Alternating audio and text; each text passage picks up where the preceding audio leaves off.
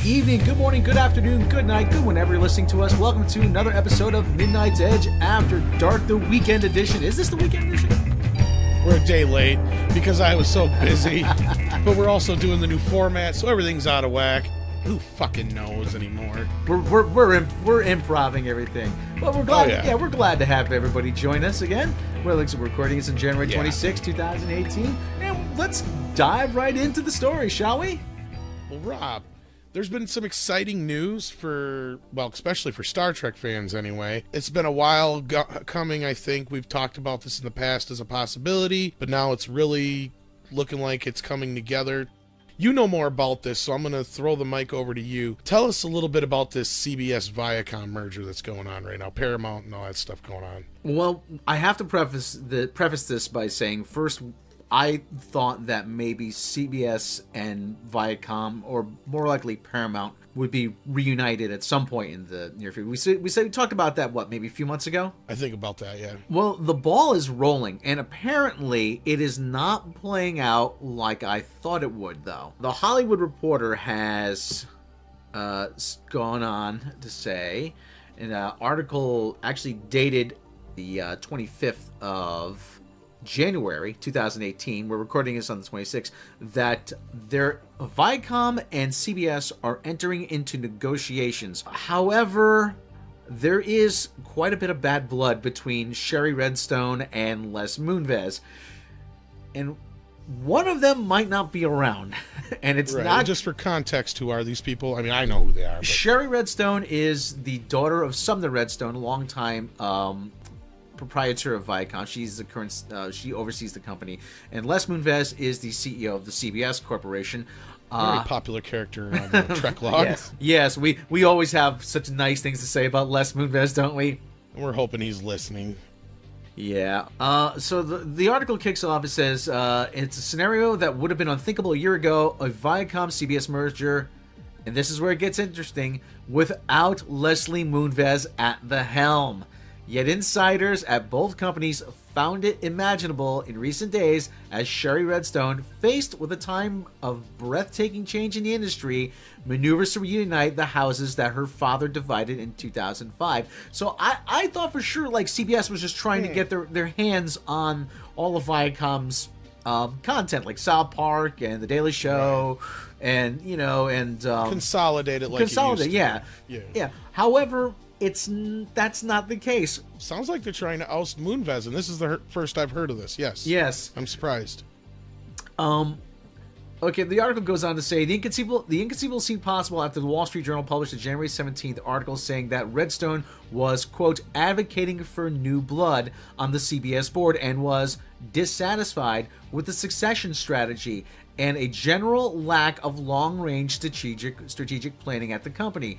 Those were fighting words, and CBS executives could only conclude that the quote, people familiar with the matter, unquote, cited as sources, were Redstone surrogates. So, shots fired. Shots fired, definitely. Oh boy. But like I said, the side benefit is that we get Star Trek under one house, but at the same time, This is gonna get ugly. This has a potential of getting ugly. Actually, the article, like I said, it's at HollywoodReporter.com. I just want to take another little bit from this, I'll read a little bit from this. Whether Redstone is truly prepared to part ways with Moonves, who is considered by many to be the creative executive in the business who received a $69.6 million compensation in 2016, is not yet clear. For now, there has been some effort to pour oil on the rolling waters as sources close to both Redstone and Moonves are letting it be known that the two had splendid time together at the January 21st AFC title game. Now, if you're listening outside the U.S., that's the AFC title game. The Patriots and Jacksonville Jaguars played what we call football, what you guys call American football, or what the British call big leather egg fight.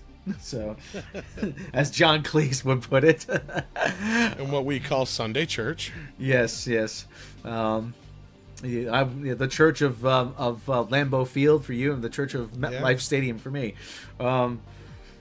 So they are spending time together, but like I said, this is more initiated by Sherry Redstone than it is Les Moonves. This is an interesting twist, and I'm sure Andre will have a lot to say about this, and I'm sure once we hear more about it, we'll have more to say about it as far as Trek goes on the Trek log. But yeah, this is a pretty big development here. Yeah. Anyway, this is actually more interesting. Another interesting tidbit from this article. There is no world in which CBS would make a deal and leave Viacom to struggle on its own. If there is to be a sale, in other words, CBS and Viacom will come as a package. Verizon CEO Lowell McAdam said January 23rd that there is nothing going on right now with us considering a large media play. Verizon was possibly in talks to do something here too, but that's not happening. But he didn't slam the door, and a CBS Viacom merger would or will take months to complete. It's easy to imagine that Redstone harbors some resentment towards Moonves for rebuffing her in late 2016, when she, having won a hard battle to wrest control of Viacom from the disastrous leadership of Philippe Dahlman, tried to reunite the company with CBS. The issues then were the same issues now, financial terms and governance, and not in that order. For Moonves, the priority was having undisputed control of the combined companies. He was wary that Redstone might not be willing to give that to him, with good reason. Sherry definitely didn't want to give up control of the company she fought so hard to get, even if it was to Les, says a Viacom veteran. So, there was merger talk last year. Right. And Moonves apparently said no. Now, Sherry Redstone's saying, screw you, CBS is mine, get lost. I really don't blame her. I mean, it was all, in 99, Viacom had CBS and everything. And it was doing very well at the time. Well, and let's give credit where credit's due. Moonves has also done a lot for CBS, but there's also some shit that we've talked about that is really kind of, probably made him question his leadership and whether or not he's really, hip and with it. Well, first, I find it kind of funny that they're saying they want to replace Les Moonves with new blood. With some new blood, yeah. That's where I brought that up, yeah. Yeah, and Sherry Redstone is 63 and Les Moonves is 68. Where's the new blood? She's got somebody in mind, I'm sure. I'm available, so I could... That or what's going to happen is somebody at one of the other companies is going to get a promotion, basically. Somebody from Paramount, Jim Giannopoulos, maybe, who knows. I'm not saying that's going to happen, but... You're just coming up with a possible scenario. Yeah, I'm just speculating. Speculating on this, yeah. Yeah, you're just speculating, yeah. So, it could be somebody completely new. You never know. Yeah, but this is an interesting turn. Yeah. Well, meanwhile, CBS actually has a lot of new stuff in the pipeline. They actually have a couple sitcoms. One called Here Comes the Neighbors from Big Bang veteran Jim Reynolds, Fam from Corinne Kinsbury from The Newsroom, and Pandas of New York from AJ Segal. And they're actually making a big push in their digital output with... Yeah, they're actually got a new Twilight Zone in the pipeline, because who doesn't want a new version of the Twilight Zone? Well, that's all right. I ain't gonna complain about that, but I was just gonna say there is nothing on CBS that I watch anymore. I used to watch Big Bang, but I've kind of whatever. Yeah, it's everybody. Amazing Race is doing well this season. I still watch that.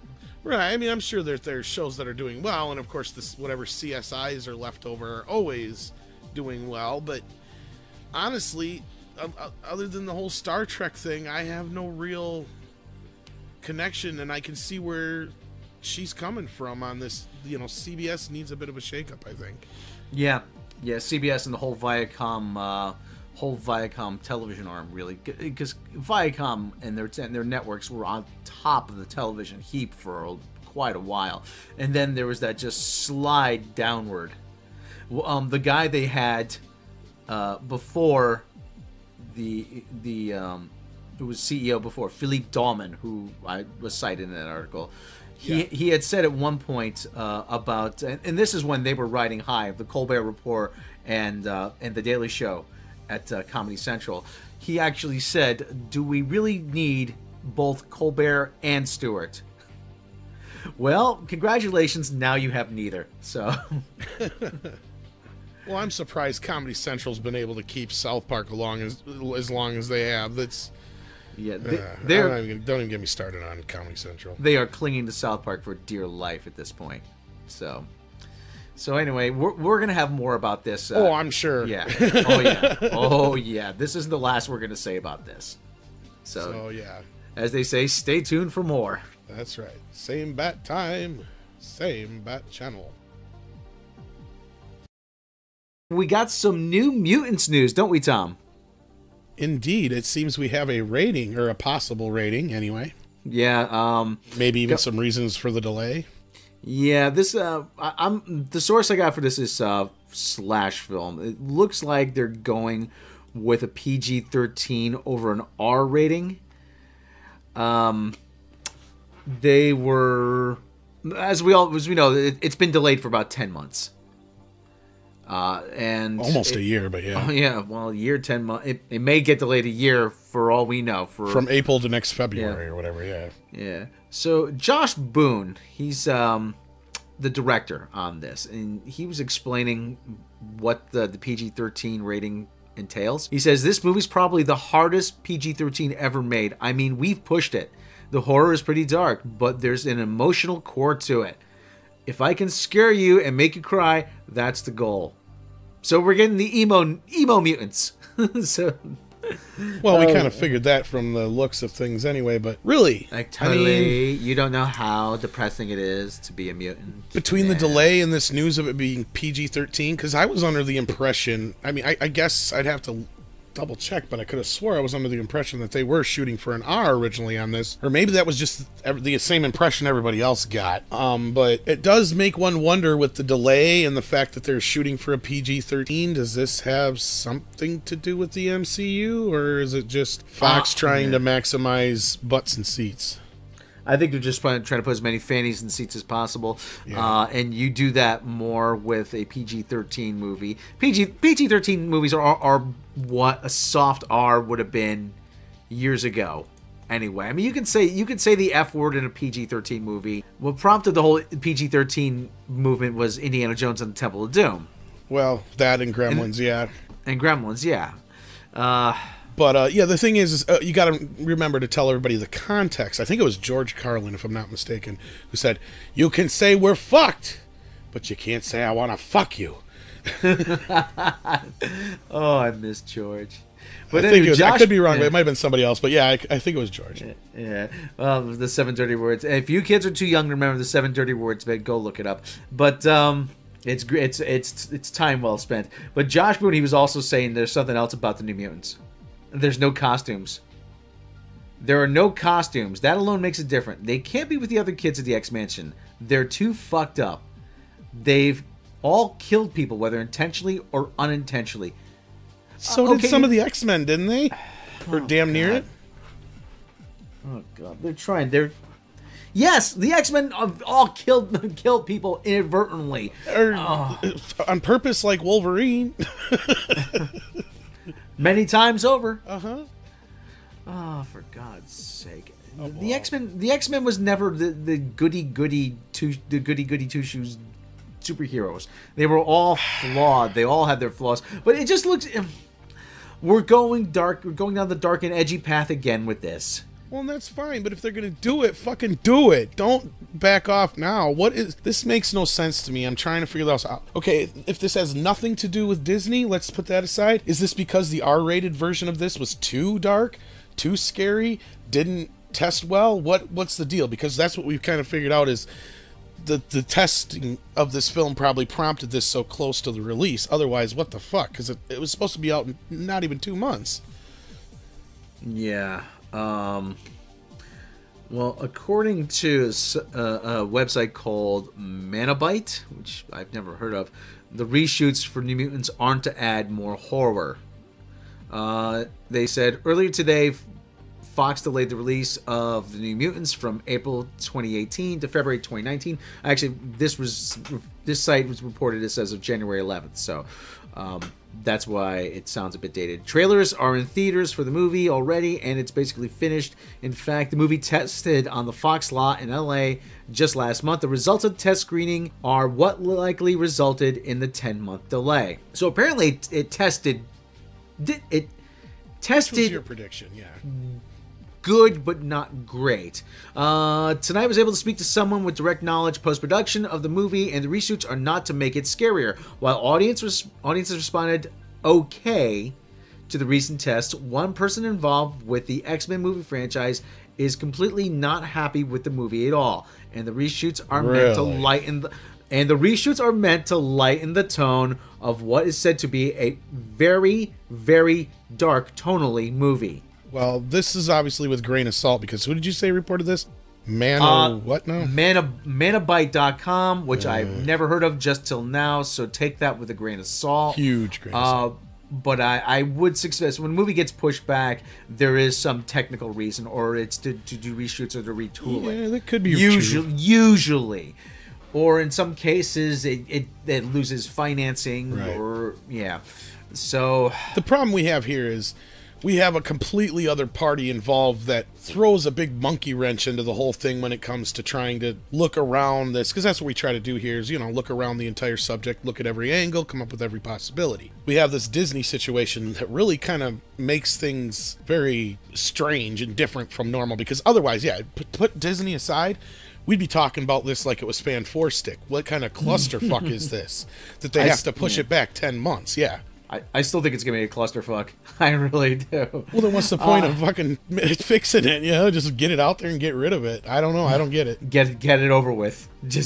Unless, like Andre kind of said, even if Disney has nothing to do with it, maybe they're pushing it out, so then by the time it comes out, it's Disney's problem. Well, the Disney-Fox merger is supposedly going to take a year, and that's probably not going to really affect this that much. By the time the merger is finalized, this movie's going to be completed. Whatever work they need to do on it is going to be finished. Right, but pushing it out almost a year. Yeah, well, the fact that there's going to be no costumes kind of.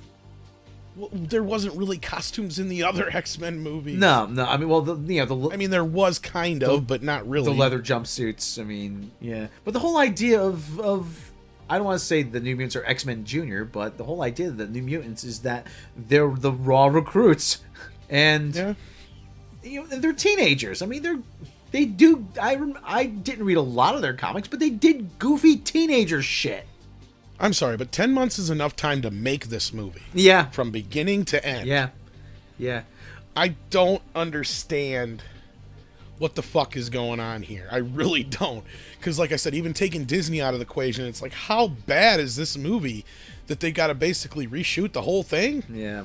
What the fuck is the deal here? Like I said, it's a clusterfuck. It really is. But let us know what you think about New Mutants, if you're looking forward to it or if you're not. Of course, and if there's any more developments, we'll let you know.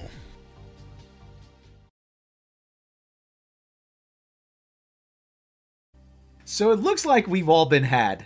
Wouldn't you say that, Tom? Yeah, I when I seen this story the other day, my first comment was literally, April Fool's ain't for another couple of months. What the fuck is this? So the internet has been abuzz about another sequel to Crocodile Dundee. And it turns out that a lot of people ran with this story. We got ad. And we actually, I got taken in by it. I'm like, I thought it was legit. It tells you how good it was. It's not. It is not a real movie. Thank God. It is a Super Bowl commercial. And you got to give him credit for getting Liam Hemsworth or Chris Hemsworth or whoever it was. And it was Chris, yeah. It was Chris Hemsworth. Yeah, to make it look more legit. But it is not a real movie. But that didn't stop some very prominent voices, at least one prominent voice from, and I can't help but laugh about this, The Guardian actually was suckered in by this. Well, we were too, but it's we not were so too. much that we were suckered in, but go ahead and tell them the whole gist of the story, Rob. We just thought this was hilarious. Yeah, so like I said, Danny McBride and again, Chris Hemsworth. We're in the Super Bowl commercial. And The Guardian, after seeing this, TheGuardian.com, should I mention the man's name? Why not? It's out there. It's not like your it was written by, a piece was written by a man named Luke Buckmaster. Actually, that's an awesome name. So at least he's got for that a guy going. who wrote this fucking story, that does not fit. That sounds like a movie on its own. Yeah. It sounds like Crocodile D's cousin there. Coming this summer. Yeah. Danny McBride and Luke Buckmaster. So, but anyway, they ran with the headline, Crocodile Dundee was sexist, racist, and homophobic. Let's not bring it back. And he went full bore. I almost don't want to use the term virtue signal, but he went out of his way in this thing to say about how we shouldn't bring back. Let me read an excerpt. So this is an excerpt from the article. So if we assume the unthinkable, that this project is actually going ahead, it's not, through Screen Australia, though Screen Australia has not confirmed it, that's because they probably don't exist.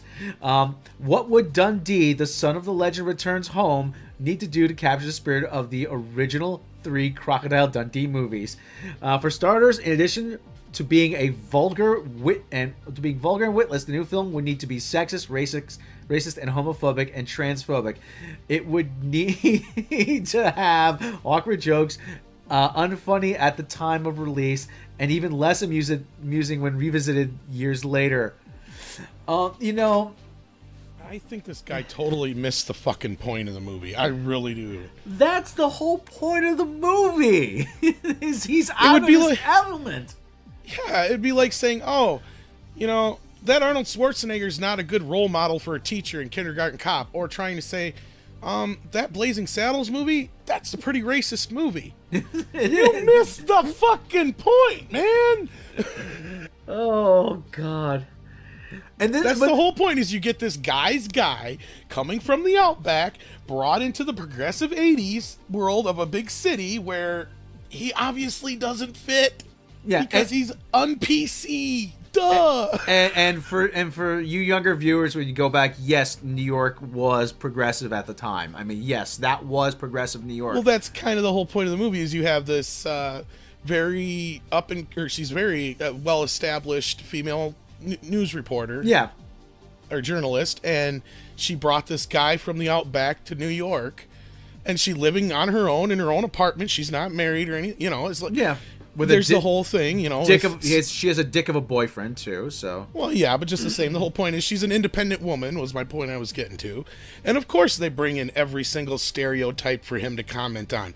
That's what a joke is. Yes. I mean, I understand this PC culture has completely lost its ability to tell a fucking joke, guys, but come on. I know we can't make movies like Blazing Saddles right now, but if you're not going to get the point of them, there's no sense in being quote-unquote woke. Those movies are what made us woke today. You don't get it. Yeah. And like I said, I don't know if this man, Luke Buckmaster, has ever been to New York, but I mean... Luke Buckmaster. They fucked with his family. Now, Luke Buckmaster is gonna fuck with you. This summer, action has a new name. But anyway, one of the things with the book. But I'm trying to say though that for all the people who talk about stereotypes, I mean, you go to New York, and I keep saying, if you ever watch Two Broke Girls, that's a part of New York they actually get right. Is that it is a big melting pot of different cultures. We have gotten so cravenly PC, and I hate using that term, that we just can't laugh at ourselves anymore. And this is a big example. And don't get me wrong, I think this would have probably been an awesome movie, though. I don't know about it being awesome, but it would have been a little bit good for a laugh. I did. I kind of liked the idea, and I said I would have thought it would have been funnier if they'd done a little bit of a role reversal, and this would have been an instance where it would have worked. Yeah. If you'd had Dundee family having a daughter while they were living in LA all these last 20 years, because it's been almost 20 years since the last movie, at least 15. And now she's culture shocked going to the outback. Exactly. That would have been funnier. This was okay idea. I get it.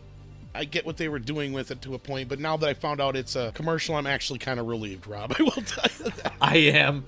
Oh, but like I said, hey, if Paramount, you want to use that idea, you know where to send the fucking check.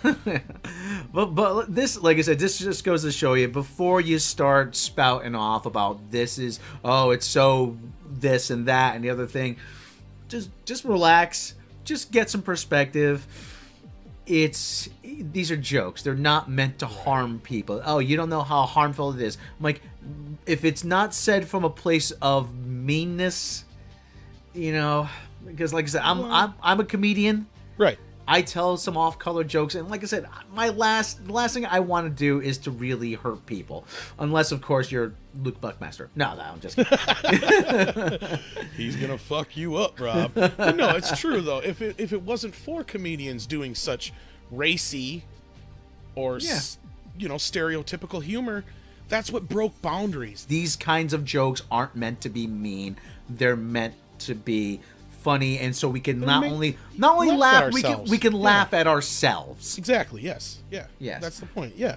Yes. So we don't take ourselves so fucking seriously.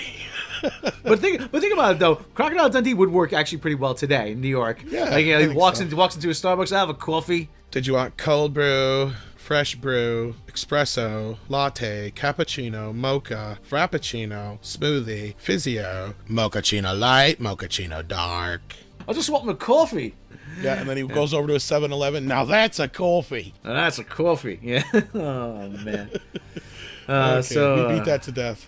Yeah, we did. Oh, what do you say, Rob? Is it time for the roundup? I think so.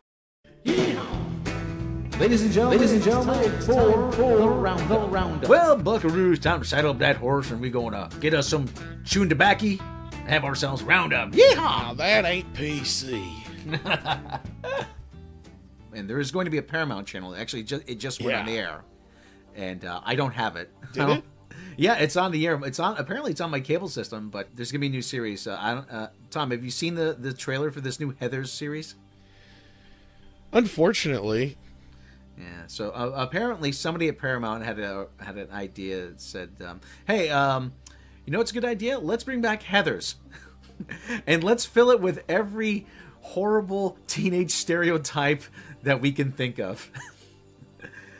Oh God, this. I was not that big a fan of the movie Heathers to begin with. I vaguely remember. Yeah, it's been like 20 years since I've seen it. But from what I remember, how are you gonna? This is the same way I felt about The Exorcist. How are you gonna do a series about this? At least The Exorcist. Okay, I got it. They were gonna do a different case every season.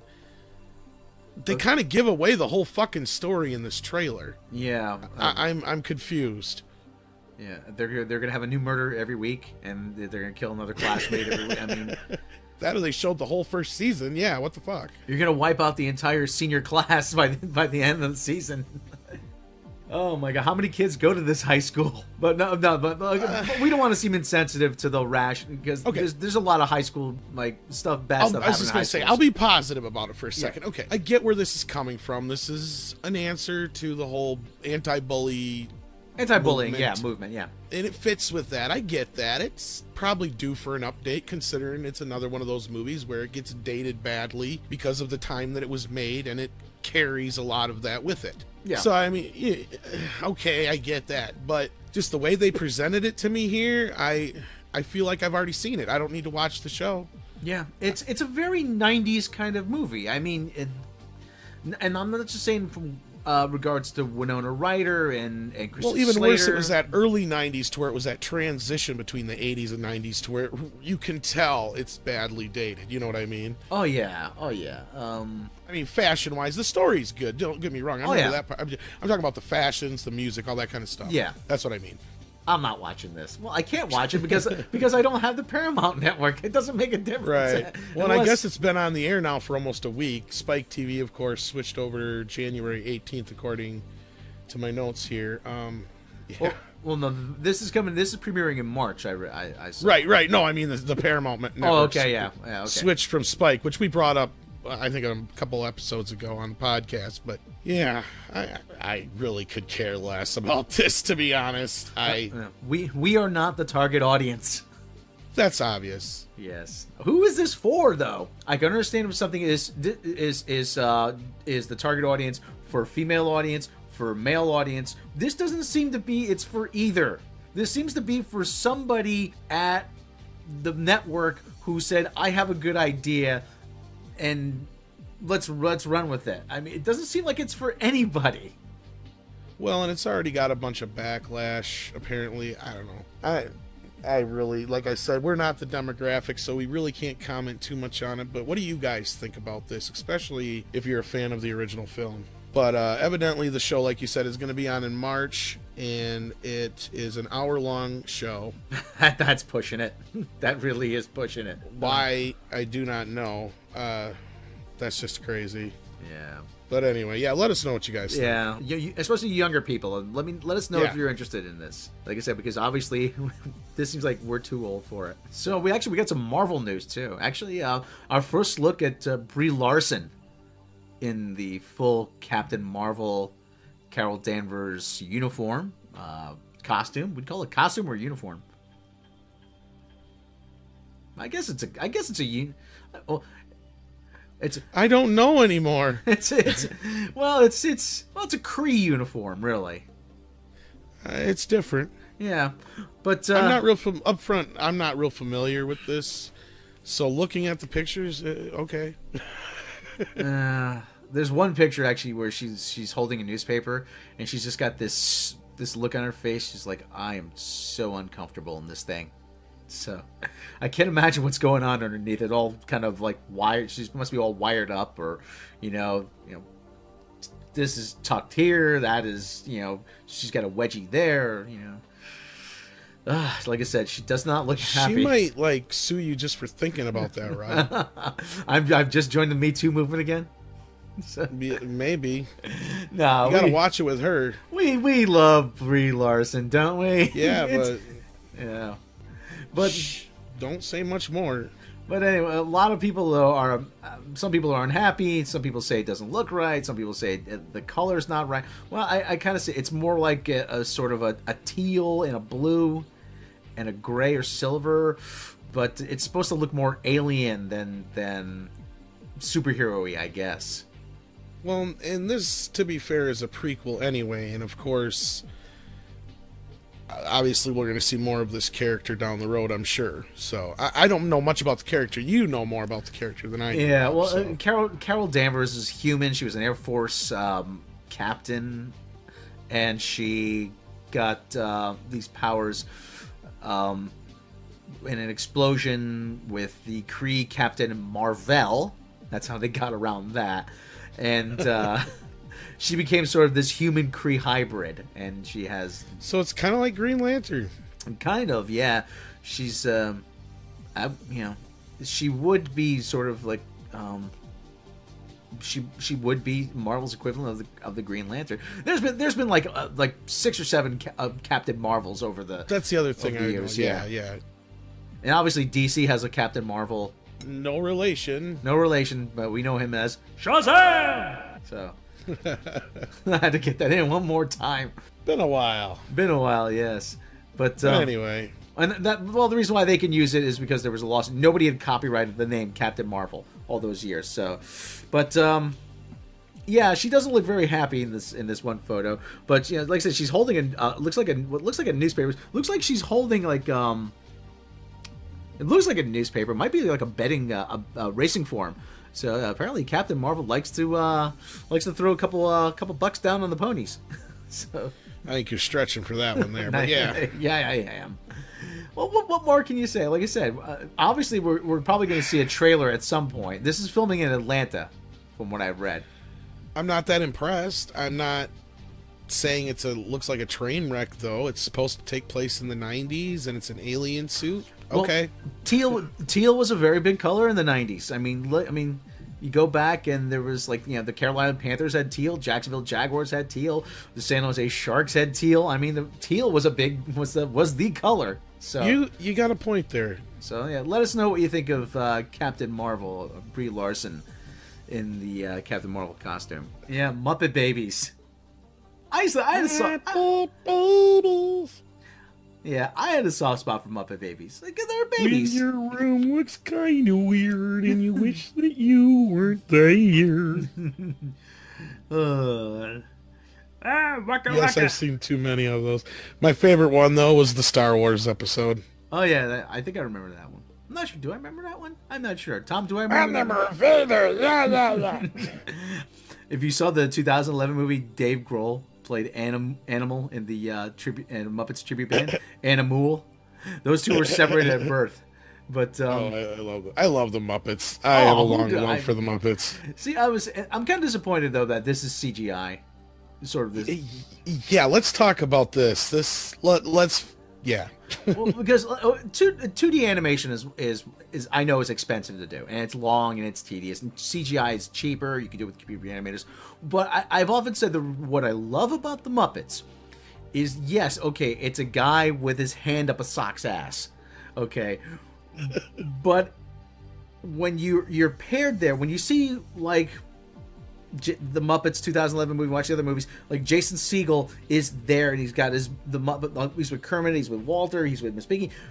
He's there with an actual three-dimensional object. You know, it's a character. He has to interact with it. That's a lot more honest. You know what I mean? Right. Yeah. There's something to be said about puppetry, and those guys who actually did all the puppetry with the Muppets, they were like actors and singers, and they were impressionists. You know, they wore a lot of hats. Well, they actually did live-action versions of the Muppet Babies. You might remember, Rob, in Muppets Take Manhattan, where they had all the Muppet Babies. Yeah, that's right. Yeah, Muppet Babies. And that's kind of where it came from, if I remember correctly. But I can't remember which came first, but yeah. Mama, dada, boo boo, chihuahua. I love the first three Muppet movies. I have no apologies for that. Oh no, I'd make no apologies. The first three are amazing. Even Muppets from Space was okay. Actually, Alice Cooper said one time that the biggest highlight of his career in the 70s was appearing on the Muppet Show, which was at a very famous episode. Yes, which at the time was the most widely watched television program in the world. Oh, the Muppets were huge when we were younger. Oh, yeah. Yeah, but I'm always glad to see anything Muppets, really. Actually, here's a funny one. Except for this. Except for this. I was going to do... But this isn't made for us, let's be honest. It's obviously for preschoolers. Oh, yeah. But, it has to be good enough where it's not going to drive, mom or dad or whoever's watching Junior insane, Well, and it's sad because I haven't seen it yet, but I've heard so many good things about the DuckTales update. I've heard they got it right. They updated it, plus they held on to what mattered, and the spirit of it's there, so parents can watch it with their kids, and it's a nostalgia thing for them, and it's something new for the kids to get into, and it isn't old, Yeah, I mean, like I said, the old DuckTales is great too. I love DuckTales. Well, that's what I'm saying though, but it doesn't look like they did the same thing here. This looks like they went the preschool route, and I know Muppet Babies was for younger kids too, but you can watch that, and there's a lot of jokes that are Muppet jokes. Oh yeah, that adults can get into, Yeah. But yeah, some famous voices on the original Muppet Babies anyway were Dave Coulier. Hey, cut it out. Howie Mandel, and do you know who did the voice of Nanny? Who? I don't. Who? Barbara Billingsley. Really? Yes. Oh, that Hollywood royalty there. Barbara Billingsley. And those of you out there who don't know who she is, she's the mother to Beaver on Leave It to Beaver, of course. So anyway, if you're out there, you like the Muppet Babies, you like the Muppets, let us know in the comments.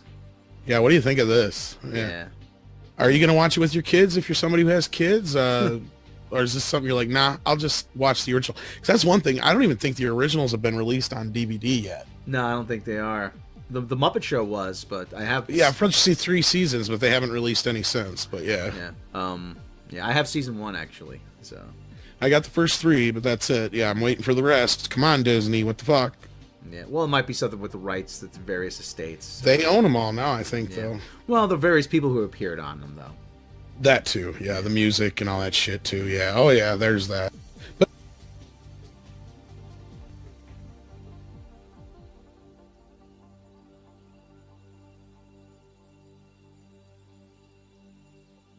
so why don't we end on a up note? We have some birthdays to commemorate. Yeah, poor Muppet Babies. Yeah, poor Muppet Babies. Yeah, we don't like covering about that, but anyway, it is almost like a death. Yeah, it is. Death of a cherished memory.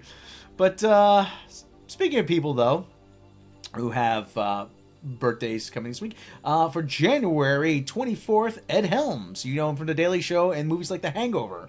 He Yep. was born on January 24th, 1974. Ernest Borgnine, born January 24th, 1917, in Hamden, Connecticut, near my neck of the woods. Great actor. Yes. And, of course, a legendary comedic actor was born on January 24th, 1949, John Belushi. And sadly, no longer with us. John Belushi died at the age of 32 in 1981 from a drug overdose. So just think about what the world was deprived of, really. Oh yeah, he was a legend. A legend. Supposed to be in Ghostbusters. Supposed to be, yes, One of the OG members of SNL. Didn't have the greatest movie career. Made a lot of bad decisions movie-wise, other than like the Blues Brothers and Animal House. But those two movies alone solidified him in history for all time. Oh yeah. Whatever you do not see the movie Wired, which is supposed to be a semi-biographical take on his life. I have seen it. It's not good. For January 25th, not a whole lot of notable people celebrating birthdays. If you're celebrating a birthday out there, happy birthday. Singer Alicia Keys celebrates a birthday. She was born on January 25th, 1981 in New York City. Celebrating a birthday for January 26th, the legendary Paul Newman was born on January 26th, 1925 in Cleveland, Ohio. Also celebrating birthday is Mr. Baseball That man. Bob Uecker. That's right, boys and girls. It's Bob Uecker. Yes. Voice of the Milwaukee Brewers and Harry Doyle of Major League. Also star Mr. Belvedere. Yes, indeed. Born on I January... love him. Oh, I'm yeah. sorry. He's a legend. Oh, too. yeah. Bob Uecker. Fucking love Major League. And for those listening outside the U.S. And not familiar with Bob Uecker, he was known for his catchphrase during broadcasts, Tom? Just a bit outside. Yeah. Well, they all love that in Major League. He's like, you can't swear on the radio. Nobody's listening anyway.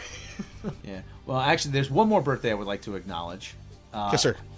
Edward Van Halen, born on January 26, 1955 in... I can't even pronounce this name. He was born in the Netherlands. So, but yeah, if Andre was here, We need Eddie Van Halen. But we need a triumphant video. Yeah, but if we don't have Eddie Van Halen, we can't make a triumphant video. Guitar virtuoso. A lot of people don't forget that he was actually also he's a very accomplished piano player, actually, too. He was Fucking Eddie Van Halen. Most people don't know he did the guitar riff for the Michael Jackson song "Beat It" as well. Oh yeah. So Eddie Van Halen still going strong. Actually, and another notable birthday actually for January 25th, legendary film critic Gene Siskel, whom without we probably wouldn't be doing this, would we? No way. Born on January 26, 1946 in Chicago, Illinois. Sadly, no longer with us. He passed away on February 20th, 1999 in Evanston, Illinois. Gene Siskel, you are missed. You are sorely missed. Legend. A lot of legends this last few days. But yeah, it's funny you say that we wouldn't be here because if you haven't noticed, I use Siskel and Ebert clips all the time in the videos that I edit. So yeah. Yes. So that's a big birthday for us. Yeah. Gene Siskel. Oh yeah. Born this day, 1946. So, and those are the birthdays, and that's what's happening. And if you like the show, you like what we do, why not consider supporting the show through Patreon? Please. We don't take your support and pocket it. We do things. We invested in mics. We invested in software. We invested in new computers, better internet connections, online storage to make the show better for you. And you get various bonuses for your Patreon support. In fact, I just picked up some of the equipment we need to do our Blu-rays for our patrons. That's right. Yeah. See. There you go. Your support in action. And like I said, we have various bonuses for your Patreon support.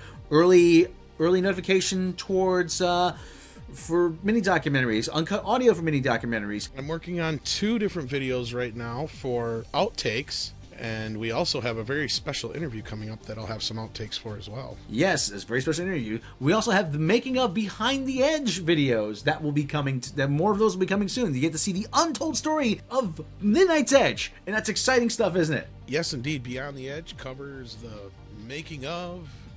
Andre tells you the story, and I guess we're going to get involved eventually. But Either that, or he's going to be telling us how be telling you people how he fired us. After this show, who knows?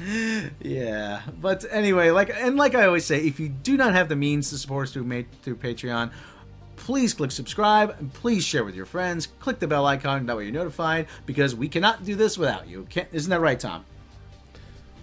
Really, we can't. And now, if we weren't, we'd just be talking to ourselves. Well, we'd be talking to each other at least. Well, I talk to myself plenty sometimes. So. Well, that's just it. We do this for Rob's benefit. We do this for him because otherwise he'd be crazy if it wasn't for you people. Crazier, you mean? So. Well, I mean, they'd actually put you away probably because then they'd know. Yeah. So, like I said, at least now you can say, I'm doing a podcast here, even when you're talking to yourself, and they can buy that, so.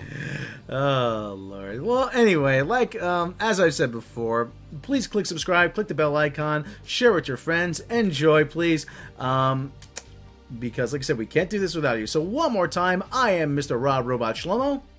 I am Tom Connors. And this has been Midnight's Edge, and we will catch you next time.